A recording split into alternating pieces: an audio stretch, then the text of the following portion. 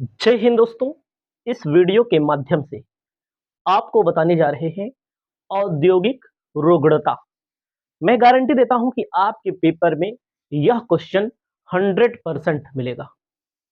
तो पूरी वीडियो को देखना है। वीडियो में मैं जो बोल रहा हूं, जो लिख रहा हूं, उसका बड़ा महत्व है ताकि आपको याद हो जाए। अपनी कॉपी में लिखिएगा औद्योगिक रुग्णता। औद्योगिक रुग्णता क्या होता है? औद्योगिक रुग्णता का मतलब होता है बीमार उद्योग से। किस उद्योग से? बीमार उद्योग को हम क्या बोलते हैं? औद्योगिक रुग्णता बोलते हैं। ऐसा उद्योग जो वर्तमान वर्ष में नकद हानियों में आ जाए। कौन सी हानियों में आ जाए? नकद हानियों में आ जाए।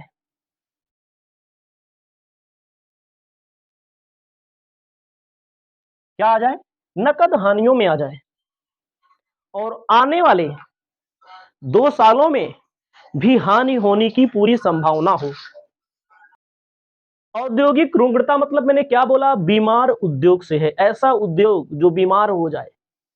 बीमार का मतलब जो लगातार हानियों में रहे, वर्तमान वर्ष में नकद हानियां हो जाएं और आने वाले 2 वर्षों में भी लगातार हानि की संभावनाएं हो, उसे औद्योगिक रुग्णता के नाम से जाना जाता है। और ऐसी स्थिति में जब किसी भी व्यवसाय की का चालू अनुपात, कौन सा अनुपात? चालू अनुपात 1:1 से कम हो जाए। चालू अनुपात का सूत्र क्या होता है?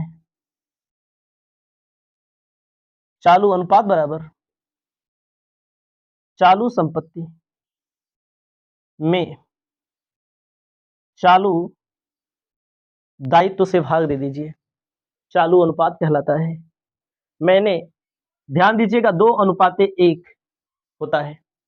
आपको हम क्या बता रहे हैं? चालू अनुपात क्यों लिख दिया यहां पर? देखो, इसे थ्योरी सब्जेक्ट है तो यहां न्यूमेरिकल का काम लगा कि नहीं लगा? लगा। 1:1 का मतलब क्या होता है? संपत्ति दायित्व। ए संपत्ति है, ए दायित्व है। याद रखिएगा। ए, अगर हमारे जेब में 1 रुपया संपत्ति हो, 1 रुपया दायित्व हो तो ठीक है। मान लीजिए ठीक है, कम से कम ना फायदे में है तो घाटे में भी नहीं है। तो यहां पर एक कम हो जाए। कम का मतलब एक रहेगा, ये 0.5 हो जाएगा, 0.575 हो जाएगा ना। संपत्ति हमारी दायित्व से कभी कभी अधिक हो जाता है, समझिएगा। 1:1 से कम हो जाए, इसका मतलब ये हमारा 0.5 हो सकता है। संपत्ति कम हो सकती है, दायित्व ज्यादा हो जाएगा। जब किसी व्यवसाय में संपत्ति कम हो जाए, दायित्व ज्यादा हो जाए, तो कौन सा अनुपात क्या माना जाता है? कि वो बीमार उद्योग है। देखो, इस 2 का मतलब चालू संपत्ति से है, इस 1 का मतलब चालू दायित्व से है। उल्टा हो जाए, 1:2 हो जाए, तब क्या होगा? कर्जा 2 रुपया, कमाई 1 रुपया, मतलब संपत्ति 1 रुपया, कर्ज 2 रुपया। तो इसे ही क्या बोला जाएगा? औद्योगिक रुग्णता बोला जाएगा। देखो, आप पीडीएफ में कहीं पढ़ लेंगे, किसी किताब में पढ़ लेंगे। बहुत सारे लोग कतराते हैं, हम पीडीएफ देख लेंगे। ऐसा ये सारी चीज आपको पीडीएफ में नहीं कोई समझाया रहेगा। 1:1 का मतलब क्या होता है? 2:1 का मतलब क्या होता है? ठीक है, तो ये सारी चीज आपको पढ़ना चाहिए। अब हम परिभाषा लिखते हैं। परिभाषा हमारे सामने है। परिभाषा, औद्योगिक रुग्णता की परिभाषा, उसके बाद विशेषता, सब बताएंगे। प्रोफेसर नंद कर्णी के अनुसार बताया गया है, भारतीय रिजर्व बैंक के अनुसार बताया गया है, बीमार औद्योगिक कंपनी अधिनियम 1985 के अनुसार बताया गया है।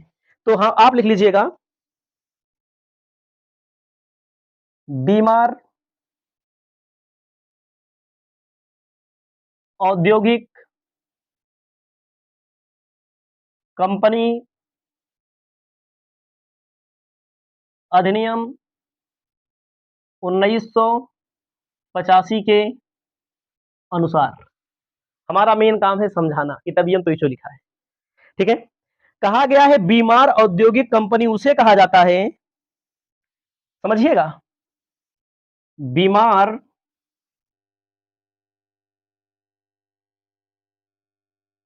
औद्योगिक कंपनी उसे कहा जाता है, किसे कहा जाता है, जो कम से कम 7 वर्षों से रजिस्टर्ड हो, जो कम से कम 7 वर्षों से रजिस्टर्ड हो। ध्यान दीजिएगा, क्या हो, रजिस्टर्ड हो, 7 वर्षों से रजिस्टर्ड हो, तथा जिसमें किसी वित्तीय वर्ष के अंत में, जिसमें किसी वित्तीय वर्ष के अंत में, वित्तीय वर्ष के अंत में कुल स्वामी पूंजी के बराबर, कुल स्वामी पूंजी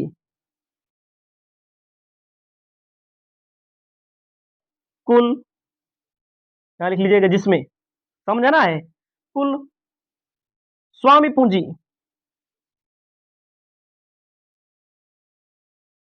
के बराबर या के बराबर या अधिक घाटा संचित है।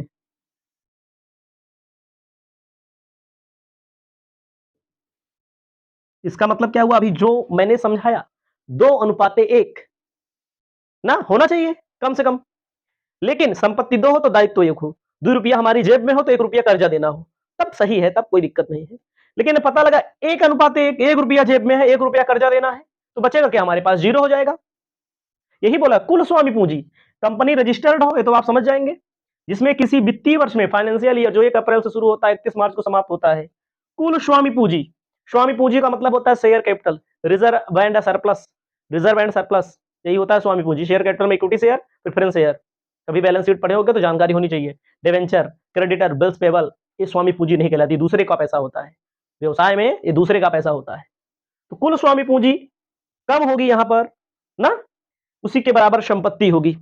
इसको अपनी कॉपी में लिख लेना है। ऐसे वित्तीय वर्ष या उसके ठीक पहले वित्तीय वर्ष में नगद घाटा सहन करना पड़ेगा। क्या, वित्तीय वर्ष में नगद घाटा सहन करना पड़ेगा। इसको लिख लीजिए, पेपर में आ जाएगा तो इतना आप लिख सकते हैं, ज्यादा कुछ नहीं लिखना है, जितना दिमाग रहे उसमें बढ़ा चढ़ा के बढ़िया से सजा के लिख दीजिए। ठीक है, कहा जाता है औद्योगिक रुग्णता और सामूहिक पुनर्निर्माण समिति द्वारा कहा गया है ऐसी इकाइयों को रुग्ण माना जाएगा जिनके मामले यदि उधार देने वाली संस्था पुनर्भुगतान 180 दिन या इससे अधिक की चूक हो जाए। ठीक है, कोई दिक्कत नहीं है इससे। आपको लिखना है औद्योगिक रुग्णता के कारण, आपको बताना चाहते हैं औद्योगिक रुग्णता के कारण,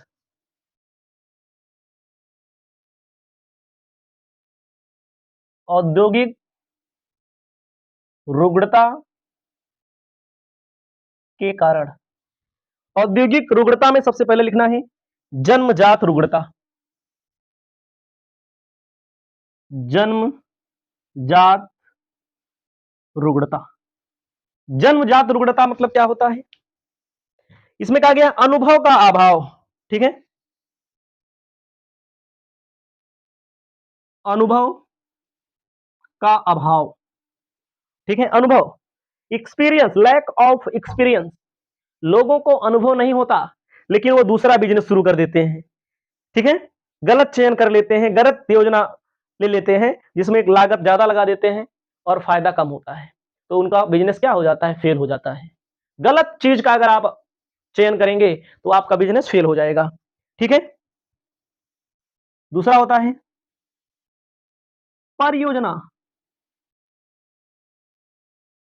शुरू करने में विलंब। एक मतलब क्या होता है, परियोजना शुरू करने में विलंब का मतलब होता है, जैसे थोड़ी देर के लिए मानिए कोई भी व्यवसाय हो उसका समय होता है। गर्मी आ गई है, समझिएगा, जो लोग ठंडी में पंखा खरीद के रख लिए होंगे बेचने के लिए, वो ज्यादा फायदा कमाएंगे, चाहे एक पंखे के ऊपर 85 रुपये ज्यादा फायदा कमाए, 40 रुपये ज्यादा फायदा कमाए। और जो लोग गर्मी में पंखा लाएंगे बेचने के लिए, आप समझिएगा, तो गर्मी में महंगा हो जाता है, तो जानकारी होनी चाहिए। जो लोग ठंडी में कपड़ा बेचने के लिए गर्मी में ही स्टॉक बना लेते हैं, ठंडी कब आती है? ठंडी आती है नवंबर दिसंबर जनवरी फरवरी, नवंबर दिसंबर मान लीजिए। तो कब ले लेते हैं कपड़ा? कपड़ा ले लेते हैं पहले ही, जुलाई अगस्त में ले लेते हैं, उनको सस्ता मिल जाता है। जो लोग हमारे सेक्टर में बिजनेस हम कर रहे हैं, हम भी, जो लोग पहले ऑनलाइन काम शुरू कर दिए, वो लोग हमसे आगे हैं। क्यों आगे हैं?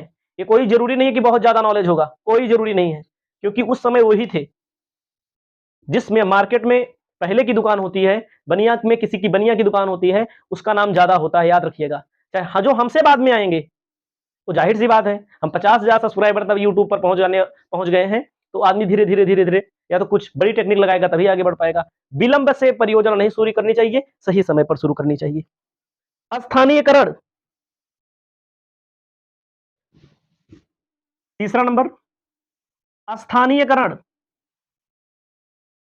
अस्थानीयकरण का मतलब होता है आपकी दुकान हाईवे पे होनी चाहिए। लोग हाईवे पे जमीन क्यों लेते हैं? कोई रहने के लिए लेता है? 90% लोग बिजनेस करने के लिए लेते हैं। क्या सबका बिजनेस हाईवे से चलता है? ऐसा कुछ नहीं है। हाईवे पे हम भी दुकान खोल ले, हमारा बुहनी नहीं होगी। कोई भी आदमी हाईवे पे जाके दुकान खोल ले, वो बिक्री नहीं कर पाएगा, हर आदमी नहीं कर पाएगा।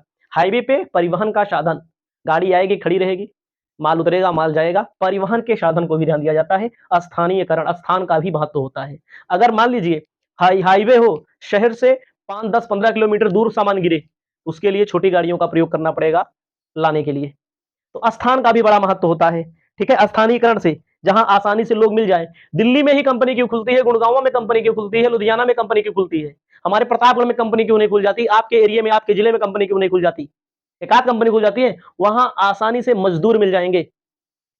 यहाँ गेहूं कटवाना हो तो मजदूर नहीं मिलते, 300 रुपये दिहाड़ी दो तब नहीं मजदूर मिलते, यही 300 वाले वहां मिल जाते हैं, लेकिन वहां 400 देना पड़े, यहाँ पैसा देने पर लोग नहीं मिलते। अभी घर बनवाना हो तो आपको ढूंढना पड़ेगा, उनके लिए चाय नाश्ता पानी की व्यवस्था करनी पड़ेगी, तब मजदूर नहीं मिलेंगे। पैसा ज्यादा दोगे तब भी नहीं मिलेंगे। क्यों? इसलिए नहीं मिलेंगे क्योंकि ये स्थान का महत्व है। यहाँ पर खाली लोग कम है, वो अपना काम कर रहे हैं ना, जो खाली है एक आध दो लोग करते हैं, तो 1, 2 लोग 4 लोग मान लीजिए गांव में करते हैं, तो कितने लोग करेंगे?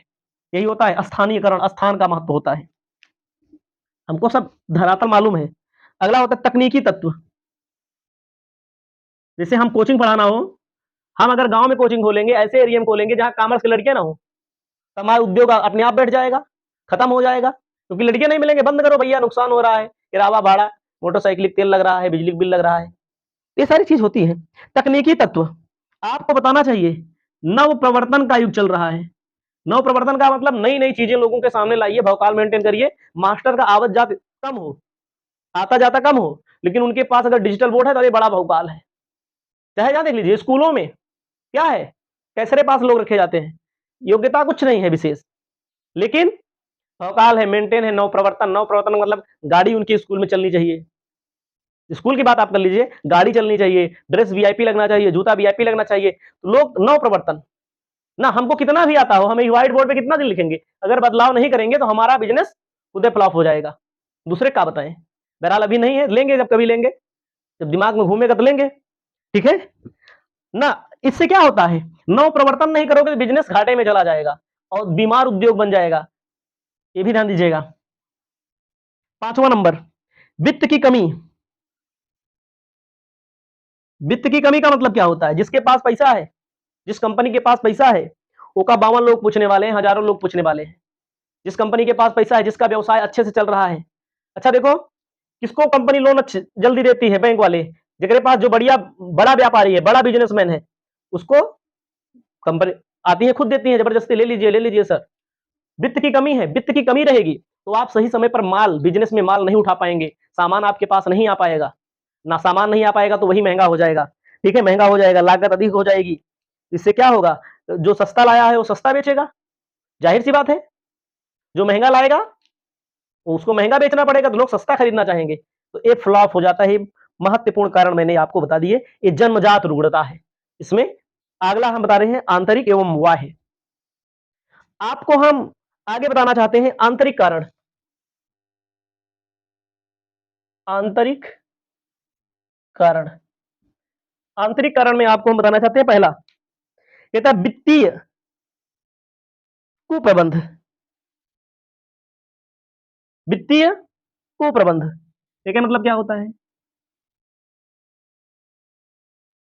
एकदम बेसिक चीज बता रहे हैं। वित्तीय कुप्रबंध का मतलब होता है, लोग, हर आदमी पैसा कमाता है भाई, हम भी पैसा कमाते हैं, जो मजदूरी करता है वो भी पैसा कमाता है ना। हमसे बड़े बड़े आदमी हैं, हम कहाँ हैं। लेकिन आपको मैं बताऊं, जिस व्यक्ति के घर में संजोने वाला आदमी होता है, जिसको बोलते हैं कंजूस, भले लोग बोले कंजूस, वही व्यक्ति वित्त का प्रबंध, कुप्रबंध का मतलब वित्त का, पैसे का महत्व समझता है। बहुत लोग उसको बोलते हैं कंजूस, मक्खी चूस, कुछ लोग हमको भी बोलते हैं, हमारे घर में ही बोलते हैं। मतलब इतना बड़ा वो नहीं, हम कंजूस कंजूस नहीं है, लेकिन सही जगह पैसा प्रयोग करिए।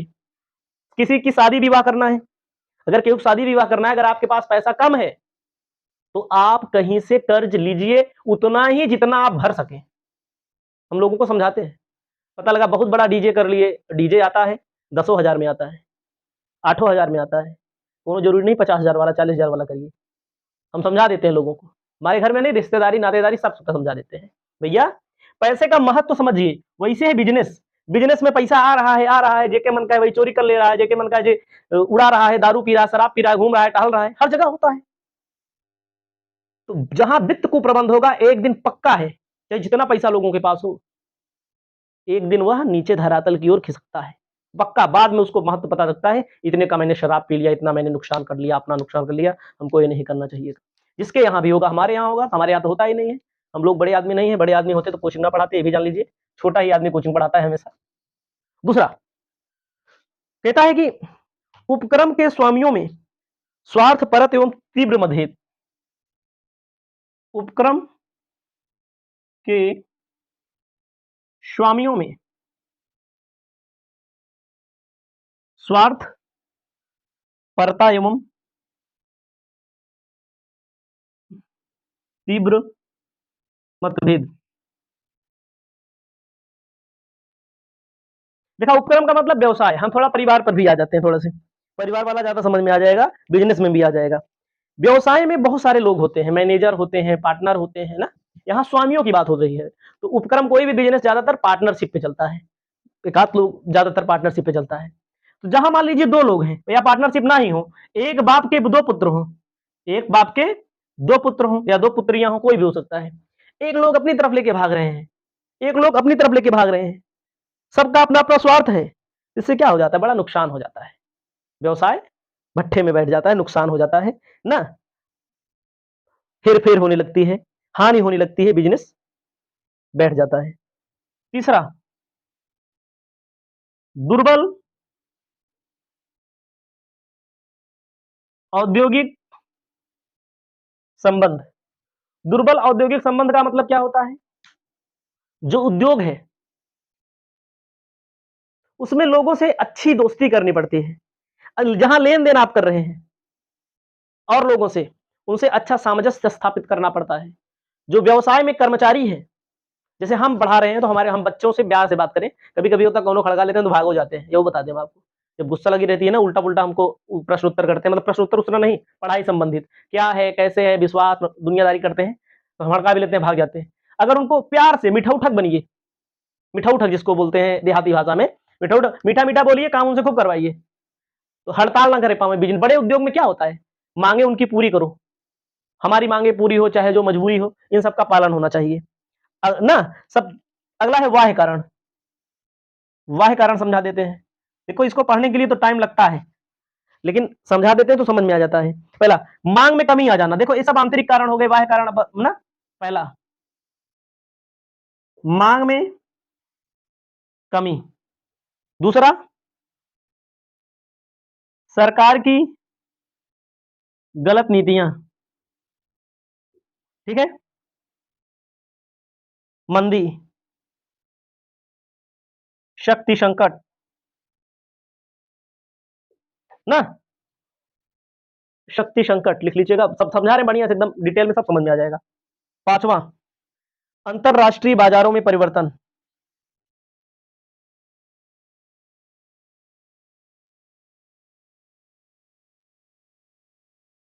बाजारों में परिवर्तन, इसको लिख लीजिएगा ना। क्रांतिकारी प्राविधिक परिवर्तन,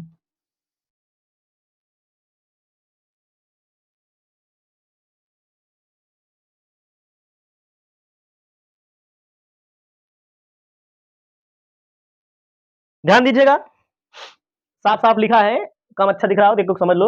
ये है मांग में कमी, सरकार की गलत नीतियां, मंदी, शक्ति संकट, अंतरराष्ट्रीय बाजारों में परिवर्तन, क्रांतिकारी प्राविधिक परिवर्तन। भैया हमारा सामान कितना अच्छा हो, हम कितना अच्छा पढ़ाएं, डिमांडें कम हो जाए, लोग कॉमर्स लेवे ना करें, हम अपनी बात बता रहे हैं। वैसे बिजनेस में कोई भी व्यवसाय करेंगे आप, उसकी मांग कम हो जाए, जैसे किताबों की मांग कम हो गई जब से ऑनलाइन वाला सिस्टम चल गया। हम तो कहते हैं किताब खरीदिए लोगों से, लेकिन लोग किताब नहीं खरीदते, क्यों नहीं खरीदते? क्योंकि कुछ ना कुछ सिस्टम चेंज हुआ है, मांग में कमी आ जाएगी तो व्यवसाय में नुकसान होगा, जाहिर सी बात है। चाहे जो व्यवसाय हो, चाहे सब्जी का व्यवसाय हो, चाहे किसी उद्योग धंधे का व्यवसाय हो, मांग में कमी आ जाए बस। सरकार की गलत नीतियां, बहुत सारे बच्चे मोदी के भक्त हो सकते हैं, मोदी के सपोर्टर हो सकते हैं, बहुत सारे विरोध में हो सकते हैं, बच्चों की बात बता रहे हैं, अपनी बात नहीं बता रहे हैं।